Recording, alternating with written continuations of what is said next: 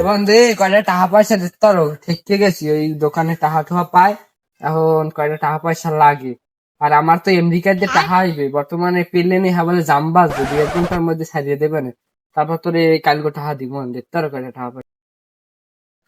এবার এই ফাও পেশাল বাদ দে, প্লেনে জাম্বা যেটা যে বাদ দে, ফাও পেশাল পুলিশ না তো টাকা লাগবে হেইয়ে ক, খালি ঘুরেই পেশাই খালি ও এক কথা কওকা, ঘুরেই পেশাই কর সেই সোজাসুজি করতে পারে না যে টাকা লাগবে। মোর দ্বারে টাকা ঠোয়া নাই, মোর দ্বারে এখন কোনো টাকা নাই, মুই টাকা দিতে পারবো না, তোর কামে তুই যা, দেখ কার দেখি টাকা যেই পাও। দিবি না তাও। আলার হলার কি লোকজন আমি বুঝি না। এই কতদিন হইছে টাকা দিছি, 1 ফিট দিছি 500, 1 ফিট দিছি 200, এইবার আরো দিছি 1000, আরো দিছি 2000, হেইঠে এখন বন্ধু দেওয়ার নামগন্ধ নাই, বছরকে বছর হয়ে গেছে।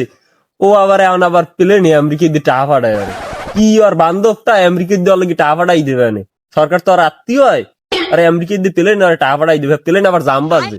নতুন হলাম ওর দ্বারা প্লেনে জাম বাজে, হালার হলায় চাপা আমার আর জায়গা পায় না।